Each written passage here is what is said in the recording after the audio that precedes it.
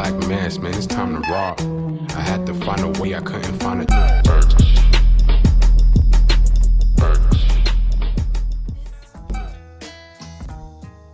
Welcome back, everybody. It's C.K.C. Entertainment with some more of the best of Black Dot from Urban X. This time he gives us special talk on early fatherhood. I'll be back to tell you what I think about it. Thank you so much for watching.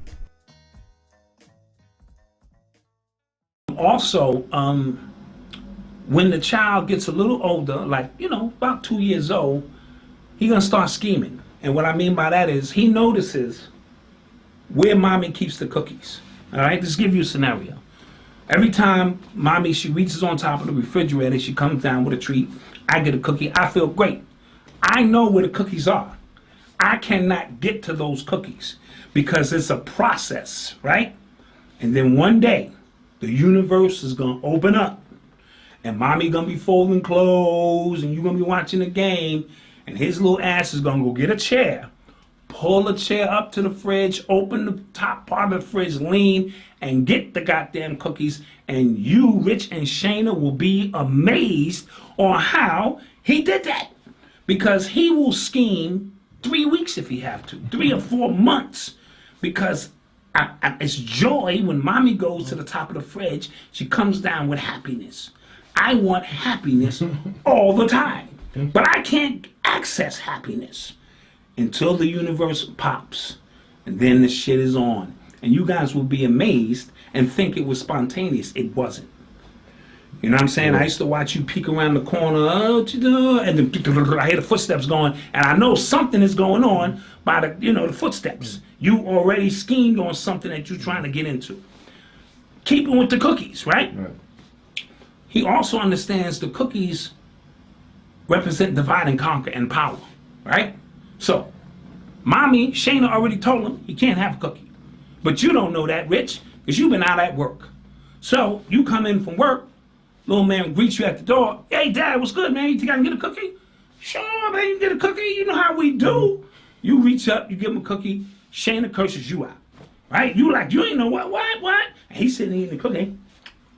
Just pulled off his first manipulation process, his first understanding of power, right? So, men, this is the universal question.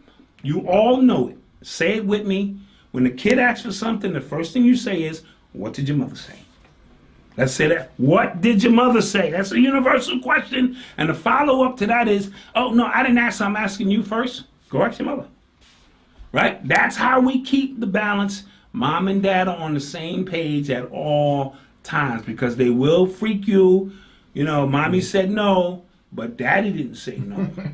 Now, those rules are different for grandparents because, when I become a granddad, I supersede all that shit. Malcolm talking. He said, what? Let's go get the cookie in his face. Right? Because grandparents have that kind of power.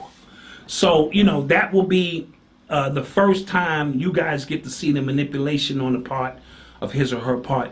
But as they get older, the rules don't change. What did your mother say? Till this day, what did your mother say? And then if me and mommy are in disagreements, we will disagree in private about it. We will have an allegiance because the damn prisoners will take over the asylum. In my household, Eli and Odyssey, they know because they know when we lay down a law, it's a 2-week law. Shit is gonna last 2 weeks and then we gonna forget and then they're gonna be back doing the shit they was doing. They would be in there plotting on how they're gonna manage that 2 weeks, and then it'll be back to normal. Just calm down. They just going through something they want to show. So it's a war in your house when you have multiple kids. It's definitely a chess match. It's a chess match on who gonna get what, who gonna do this and that. Yeah. Right now, y'all just got one and y'all can kind of control that. But as you get older, you just want to also show and have a unified front. I also want to say this. Put the war on hold. The war on terror, the war on blackness, the war on black consciousness, the war on the black community. What I mean by that is this. It has been it's an ongoing war. Right. If you take time out, because I see some of these super conscious dudes, they're looking out the window waiting for the war. Meanwhile, they never spend no time with their kids. 0 time because the war on the black community and black man is more important. I'm going to share something with you. The war will be going on. If you, I guarantee you, if you take your son out to field ground balls because he has taken an interest in baseball, the war, whatever that is, will still be going on. So don't allow you to get so caught up in defending black people as a whole, and yet you're not defending your own household. Right. You have no relationship with your children, right? And perspective is everything, okay? So when I come in, or Rich, when you come in, and you know your son has his 3 trucks out, and these are his 3 favorite trucks, get down on the floor with him. And it's not the amount of time you spend with him, it's the quality time. So if you give him 12 uninterrupted minutes and you say, well, this is my car, and then you start understanding what all the features are, it works wonders, right? So that 12, 13 uninterrupted minutes in his world. Now you say this is irrelevant, it's a fucking car. It's not irrelevant to him. It's his world. You know what I mean? So I would know all the latest toys, all the gadgets, all of that stuff, and it doesn't stop. Once my son Malcolm started playing football, it challenged me to understand what a 4-5 defense was, a nickel defense. I knew none of that. So now I had to watch ESPN with a different mindset so that I can engage my son for what was important to him.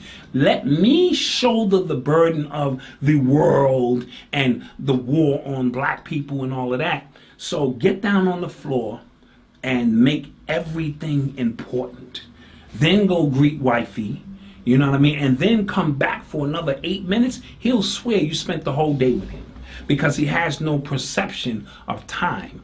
All he know, Rich, is that dad was on the floor, dad wasn't in his cameras, or damn, dad is always on the computer. And he's like, yeah, I see you, son. No, get involved. I get involved with all of my children, whatever they into, and fully involved. You know what I mean? I went to my oldest son, Marcus, your brother, his games, the whole 7th grade, he ain't played not one goddamn game. And I still showed up at every game in anticipation. And then one time it was a blowout. And they put him in the game, and he got the ball, and went through his legs, and he scored. It was an and one. And the first person he looked for was me in the crowd. And I hold that memory. I have it. It's in my heart. You understand what I'm saying? Right. Now, when he became an 8th grader, he was a starter, this and that. So stop making everything about you. You know what I'm saying? It's not always about you. It's about what's important to them. So find out what the latest cartoons. I knew all of the cartoons. You know what I mean? Find out what they are. Allow his or her creativity to blossom. I didn't have to put pause on none of my children past the age of 4 or 5, with an exception here or there.